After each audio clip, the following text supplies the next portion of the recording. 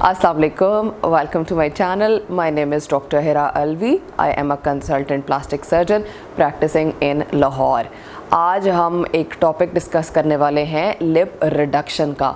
Lip augmentation या lip fillers के बारे में तो बहुत सी डिस्कशंस होती रहती हैं और लोग बहुत फेमिलियर हैं with the fillers and augmentations of the lip, लेकिन लिप रिडक्शन भी बहुत से लोगों के लिए एक कंसर्न होता है and today we are going to discuss all about that. Lip दो तरीके से बड़ा हो सकता है मोस्टली।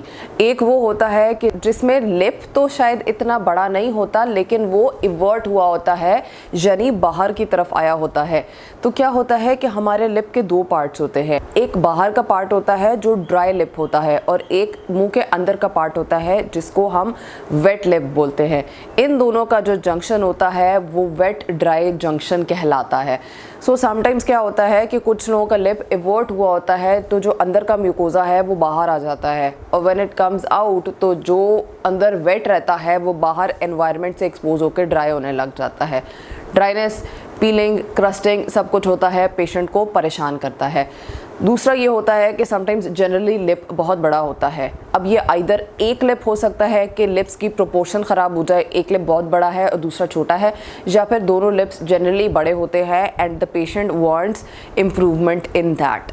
लिप हमारे फेस का एक बहुत प्रोमिनेंट पार्ट है एंड लिप का ratio is very important. Generally अगर हम आम ज़बान में बात करें तो लोअर लिप जो है वो अपर लिप से 50% बड़ा होना चाहिए है, बट देन अगैन ये आपकी एनाटमी पर डिपेंड करता है कि किसके अंदर, किसके फीचर्स के अंदर क्या चीज़ ज़्यादा इम्पॉर्टेंट है। But as a rule lower lip को कभी भी अपर लिप से छोटा नहीं होना चाहिए। एंड अनदर फैक्ट इज़ कि लिप दोबारा से नहीं बन सकता है।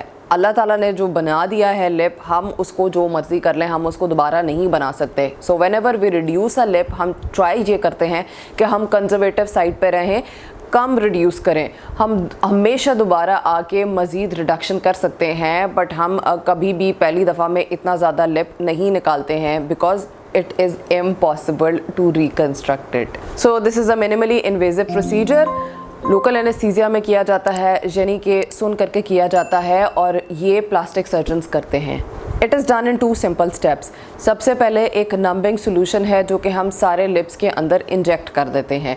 उसके बाद एक पतली से स्ट्रिप जो है from the wet dry junction वहाँ से निकालते हैं या मुंह के अंदर से निकालते हैं। सो जब ये हील करता है तो ये बिल्कुल नज़र नहीं आता है। लिप के अंदर वैसे भी हीलिंग बहुत अच्छी होती है, स्कार्स इतने प्रोमिनेंट नहीं होते हैं, लेकिन इस केस के अंदर बिल्कुल मुंह के अंदर वो स्कार चला जाता है एंड इट इज़ इनविजिबल। जिस दिन ये प्रोसीजर होता है हम आपको 1 से 2 घंटे के बाद ही घर भेज देते हैं and you are allowed to do all the activities that you want. कोई बेड रेस्ट इसमें नहीं होता है, लेकिन मैं हमेशा प्रेफर करती हूँ कि कोई भी सर्जरी है, चाहे मिनिमली इन्वेजिव है, चाहे सुन करके की गई है, लेकिन आप 2 दिन का रेस्ट लाजमी घर पे ले लें, उससे हीलिंग बेटर होती है। When you are relaxed at home तो हीलिंग ज़्यादा इम्प्रूव्ड और ज़्यादा जल्दी होती है।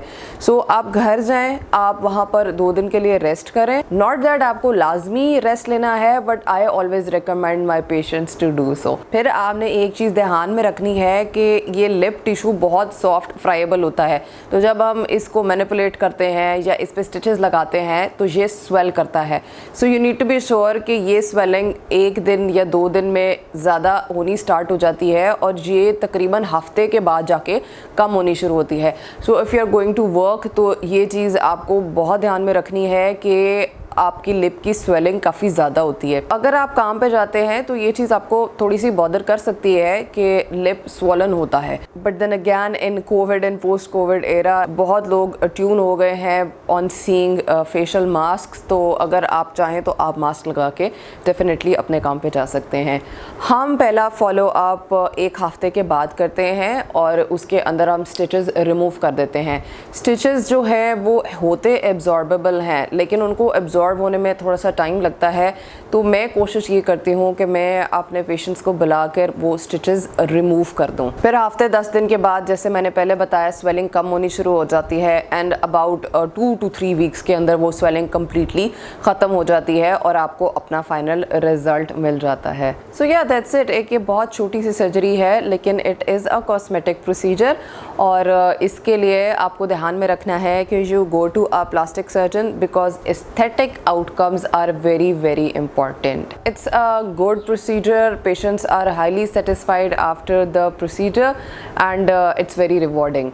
So yeah, that's it for the video. I will see you guys in the next video. अगर आपने कोई questions पूछने हैं या आपको मुझसे appointment चाहिए है तो contact on the number given below and I will see you guys in the next video. Till then, take care. Allah Hafiz.